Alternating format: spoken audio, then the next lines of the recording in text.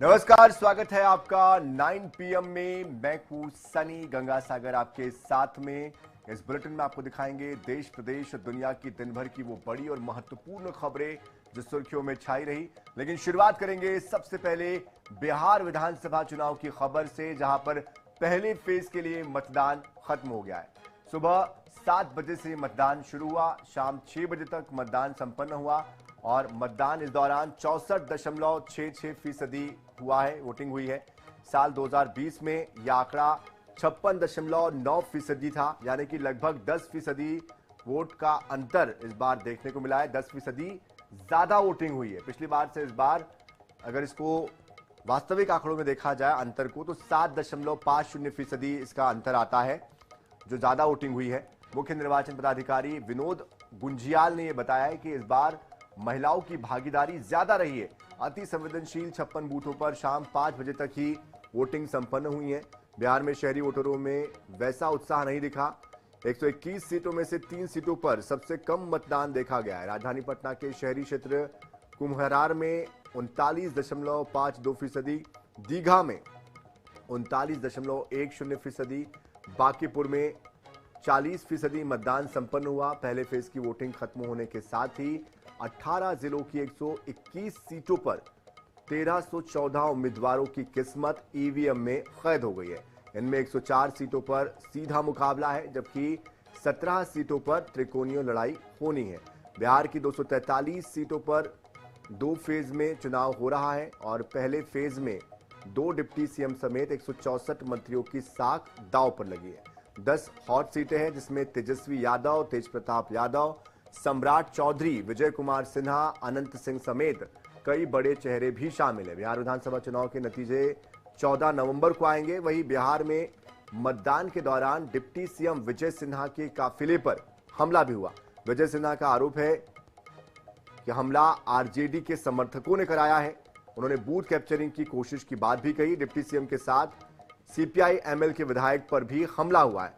सारण जिले के जैतपुर में सीपीआई एमएल प्रत्याशी डॉक्टर सत्येंद्र यादव की गाड़ी में तोड़फोड़ की गई है।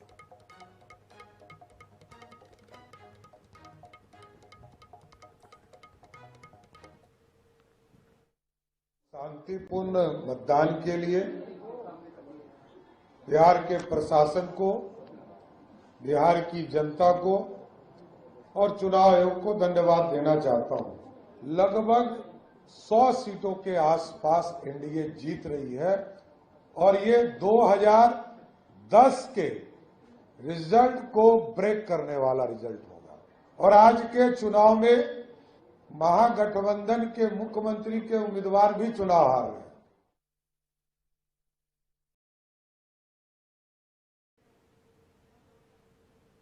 तरीके से रुझान आ रहे हैं।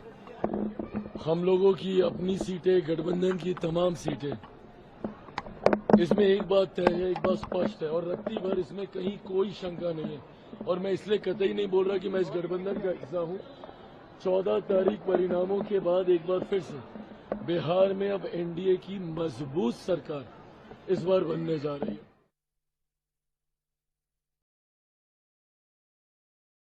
एकदम है, माता पिता का, जनता का, सबका आशीर्वाद है। कोई मुश्किल नहीं है, हमारा माता पिता का आशीर्वाद है।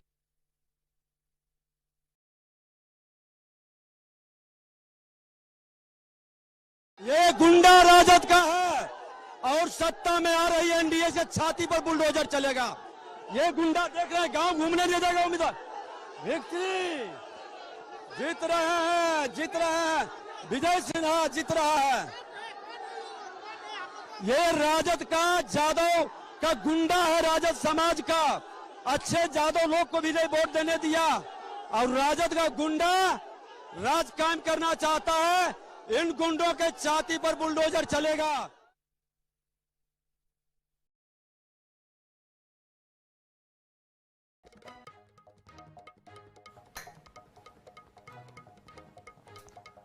राष्ट्रगीत वंदे मातरम की 150वीं वर्षगांठ के मौके पर देश भर में 7 नवंबर को कई कार्यक्रमों का आयोजन होने जा रहा है। इधर छत्तीसगढ़ में भी इस मौके पर कई कार्यक्रम होने हैं। लेकिन अब वंदे मातरम को लेकर भाजपा कांग्रेस के बीच जुबानी जंग भी छिड़ गई है।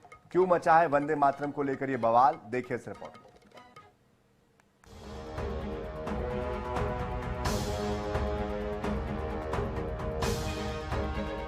भारत की आजादी के पहले वंदे मातरम हर भारतवासी के लिए मां भारती की आराधना का मंत्र था। स्वतंत्रता संग्राम सेनानी वंदे मातरम गाते हुए फांसी के फंदों को चूम लिया करते थे। बंकिम चंद्र चट्टोपाध्याय के लिखे इस गीत ने आजादी के बाद भी देश के प्रति अगाध श्रद्धा के भाव को प्रकट किया। अब इस गीत के 150 साल पूरे होने पर देश भर में विभिन्न कार्यक्रमों का आयोजन होगा। शासन स्तर पर प्रदेशों के मंत्रालय से लेकर देश और प्रदेशों के विभिन्न स्थानों में वंदे मातरम का गायन होगा। भाजपा ने हर मंडल और बूथों में वंदे मातरम के गायन का कार्यक्रम तय किया है। छत्तीसगढ़ में 5 संभागों में बड़े कार्यक्रम किए जा रहे हैं। रायपुर में होने वाले वंदे मातरम के गायन में मुख्यमंत्री विष्णुदेव साय मौजूद रहेंगे। लेकिन अब इसे लेकर सियासत भी तेज हो गई है। डिप्टी सीएम अरुण साव ने तुष्टीकरण और एक परिवार की चाटुकरता करते हुए कांग्रेस पर वंदे मातरम को भुलाने का आरोप लगाया। वहीं पीसीसी चीफ दीपक बैज भी वंदे मातरम के गायन को लेकर भाजपा पर तीखा पलटवार करते नजर आए। ये भारतीय जनता पार्टी आरोप लगा रही है। वंदे मातरम कांग्रेस पार्टी की हर कार्यक्रमों में, बड़े कार्यक्रमों में राष्ट्रगान से शुरू कर वंदे मातरम से कार्यक्रमों की समाप्ति की जाती है। और ये वो भारतीय जनता पार्टी आरोप लगा रही है जो अंग्रेजों से माफी मांगने वाले, जो 53 साल तक तिरंगा झंडा नहीं फहराने वाले, वो भारतीय जनता पार्टी आरोप लगा रही है।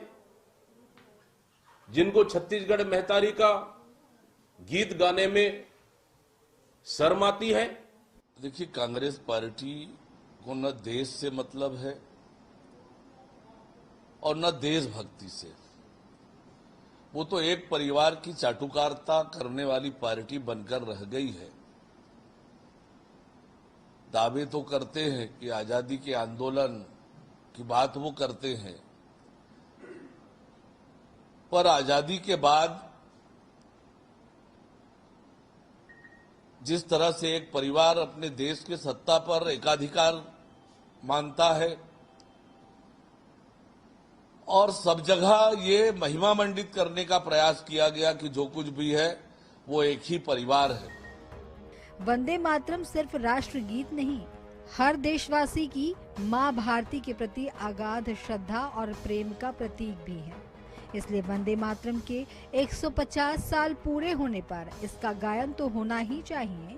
लेकिन इस गीत को सियासत से अलग रखा जाएगा तो न सिर्फ इसकी व्यापकता बढ़ेगी, बल्कि वंदे मातरम आजादी के पहले की तरह लोगों को एकता के सूत्र में पिरोने का माध्यम भी बनेगा। गौरव शर्मा, INH 24/7, रायपुर। धान का कटोरा कहे जाने वाले छत्तीसगढ़ में धान खरीदी को लेकर सियासत एक बार फिर से शुरू हो गई है। छत्तीसगढ़ में 15 नवंबर से धान की खरीदी शुरू होनी है, लेकिन इससे पहले नेता प्रतिपक्ष डॉक्टर चरणदास महंत ने भ्रष्टाचार का आरोप लगा दिया, जबकि भाजपा ने भ्रष्टाचार के आरोपों को बेबुनियाद करार दिया है। कांग्रेस पर तीखा पलटवार भी बीजेपी ने किया है। किस तरह का ये वार पलटवार चल रहा है, देखिए इस रिपोर्ट में। छत्तीसगढ़ में 15 नवंबर से धान खरीदी के लिए तैयारियां तेजी से चल रही है। सरकार ने इस बार प्रक्रिया को पारदर्शी और तकनीकी रूप से सुगम बनाने नया मोबाइल ऐप टोकन तुहर हाथ लॉन्च कर रही है। इससे छोटे और बड़े किसानों को फायदा मिलेगा। छोटे किसानों को 2 टोकन, बड़े किसानों को 3 टोकन मिलने में आसानी होगी। वहीं एग्रीस्टेक पोर्टल में भी किसानों का पंजीयन इस बार कराया जा रहा है। इसमें 26,50,000 से ज्यादा किसानों ने पंजीयन कराया है, जो पिछली सीजन से 1 लाख अधिक है। किसानों का डाटाबेस तैयार कर सरकार इस सुविधा का डिजिटलीकरण करने के प्रयास में है। सीएम विष्णुदेव साय ने कहा कि इस साल 1 लाख से ज्यादा किसानों का पंजीयन हुआ है। आप लोगों के माध्यम से सबको बताना चाहूंगा कि इस साल 1 लाख ज्यादा किसानों का पंजीयन हुआ है। पिछले साल से 1 लाख ज्यादा किसानों का मतलब इस साल पंजीयन हुआ है, तो कहीं से भी किसी का रकबा या ये सब कोई शिकायत नहीं है। अगर किसी की शिकायत है तो संबंधित अधिकारी को करेंगे, तो उसका निश्चित रूप से। नेता प्रतिपक्ष चरणदास महंत के पत्र में जिक्र। नेता प्रतिपक्ष ने धान खरीदी पर चिट्ठी लिखी है।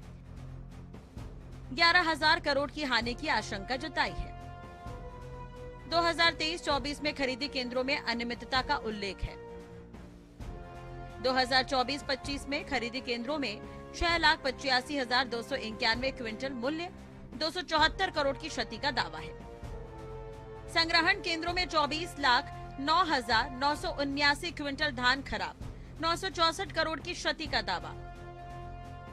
2024-25 में अतिशेष चावल केंद्रीय पुल में नहीं लिए गए। 2 करोड़ 20 लाख क्विंटल धान का विक्रय लागत से अधिक मूल्य पर करना पड़ा। 4,400 करोड़ की हानि होना पत्र में बताया। पत्र में केंद्र सरकार से कई मदों में कम दर पर राशि प्राप्त होना बताया। धान पर ब्याज और अतिरिक्त आर्थिक भार आने पर प्रति क्विंटल 200 रुपए की हानि होना कहा। विगत 2 साल में हानि की राशि 5400 करोड़ होना बताया गया। नेता प्रतिपक्ष का पत्र सामने आने के बाद सत्ता पक्ष और विपक्ष के बीच आरोप प्रत्यारोप देखने को मिला। एक तरफ कांग्रेस प्रदेश अध्यक्ष दीपक बैज ने धान खरीद में भ्रष्टाचार का आरोप लगाया, वहीं इन आरोपों को उप मुख्यमंत्री अरुण साव ने खारिज करते हुए निराधार बताया। करीबन 10 से 12,000 करोड़ की धान खरीदी में गड़बड़ी हुई है। इस चीज को हमारे नेता प्रतिपक्ष लगातार कहते आ रहे हैं। देखिए, नुकसान होना एक बात है, पर यह भ्रष्टाचार का आरोप निराधार और बेबुनियाद है।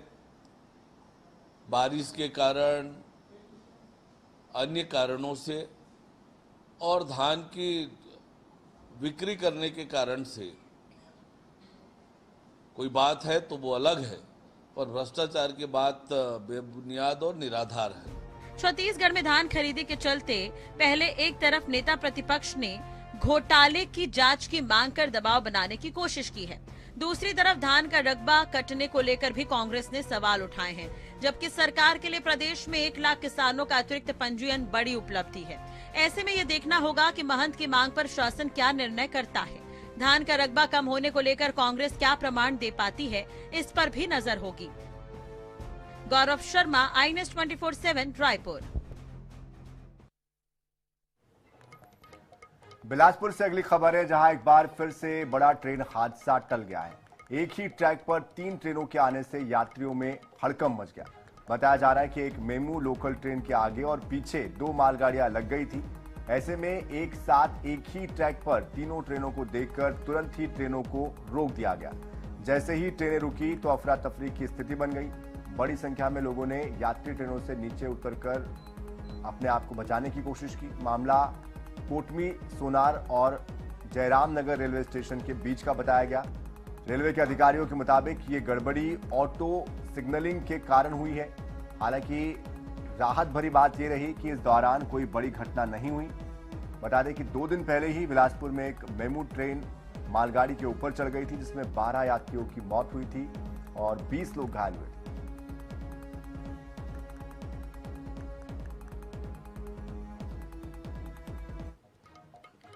तो इस ट्रेन हादसे में 12 लोगों की जान चली गई, 20 से ज्यादा लोग घायल हो गए।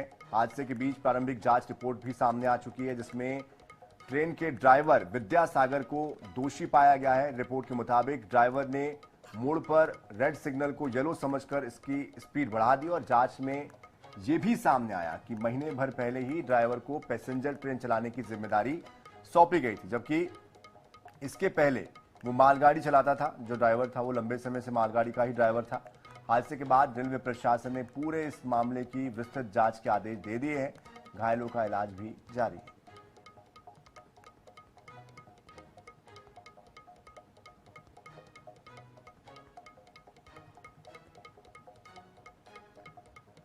ग्वालियर से अगली खबर है, जहां पर 30,000 के इनामी डकैत योगेंद्र उर्फ योगी गुर्जर गैंग का गुरुवार तड़के पुलिस ने एक बार फिर से आमना सामना हो गया, लेकिन गैंग के सभी डकैत फरार होने में कामयाब हो गए। पुलिस को इनपुट मिला था कि हस्तिनापुर थाना क्षेत्र के जंगल में योगी गैंग के सदस्यों का मूवमेंट है और इसके बाद पुलिस की टीम गैंग की घेराबंदी करने के लिए जंगल में उतरी। लेकिन डकैत पुलिस पर फायरिंग करने लगे।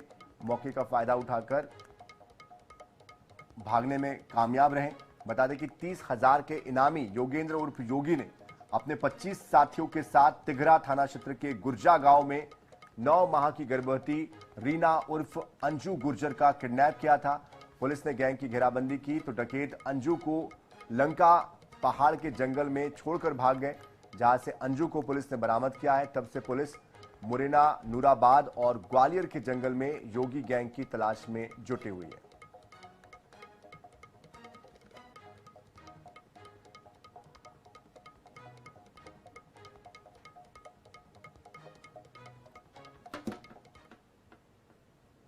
ये जो घटना हुई थी इसके बाद से लगातार फरार हैं। इनकी गिरफ्तारी के लिए कई पुलिस पार्टी हमारी काम कर रही है। तो कल लेट नाइट ये इनपुट मिला था कि इनकी उपस्थिति हस्तिनापुर थाना क्षेत्र के जंगलों में देखी गई है। इमीडिएटली इनकी गिरफ्तारी के लिए विशेष टीम बनाई गई, उसमें सीएसपी नागेश सिकरवार और उनकी पूरी टीम भेजी गई थी। ये हमारे प्रमुख टारगेट हैं और लगातार हमारी कार्रवाई जारी है। जल्दी इनकी गिरफ्तारी सुनिश्चित की जाएगी। ग्वालियर शहर में जर्जर सड़कों को लेकर सत्ता पक्ष और विपक्ष आमने सामने है। निगम प्रशासन भूमि पूजन की राह देख रहा है तो कांग्रेस स्थानीय रहवासियों की समस्याओं को लेकर हमलावर है। बढ़ते आक्रोश के चलते निगम अब बिना भूमि पूजन के ही निर्माण कार्य शुरू कर रहा है।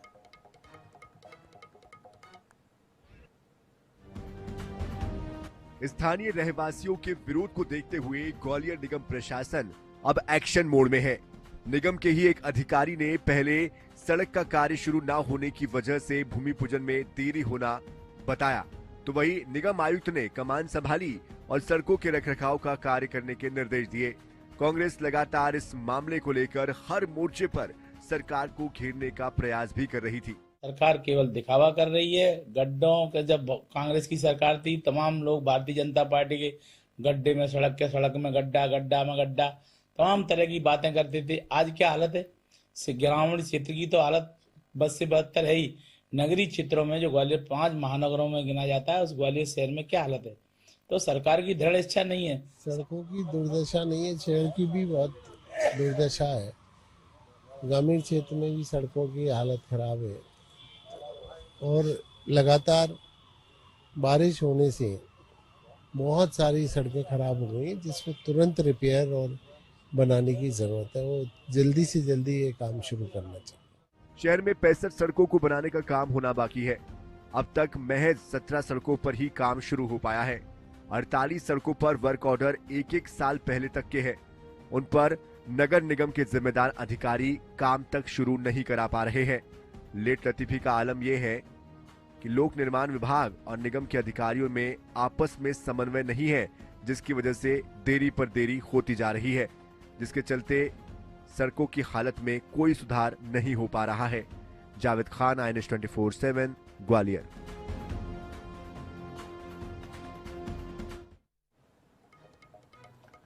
एक तरफ जहां सरकार बच्चों की सेहत को ध्यान में रखते हुए मिड डे मील योजना चलाती है, तो वहीं दूसरी तरफ जमीनी स्तर पर स्कूल प्रबंधन ही इस योजना को पलीता लगाते हुए नजर आ रहा है। ताजा मामला मध्य प्रदेश के श्योपुर से है, जहां पर स्कूली बच्चों को रद्दी कागज और जमीन पर खाना परोसा गया है। बताया जा रहा है कि स्कूल में बच्चों को खाने की प्लेट नहीं मिली थी, जिसके कारण बच्चों को रद्दी कागज पर यह खाना परोसा गया। बता दें कि अब इस पूरे मामले का वीडियो सामने आया है, जो कि सोशल मीडिया पर भी वायरल हो रहा है, जिसमें देखा जा सकता है कि बच्चे कैसे जमीन पर इस रद्दी कागजों पर बैठकर खाना खा रहे हैं और इसके लिए मजबूर हैं। तो इसी के साथ 9 PM में फिलहाल के लिए इतना ही। ताजा खबरों के लिए, अपडेट्स के लिए आप बने रहिए INS 24/7 के साथ। नमस्कार।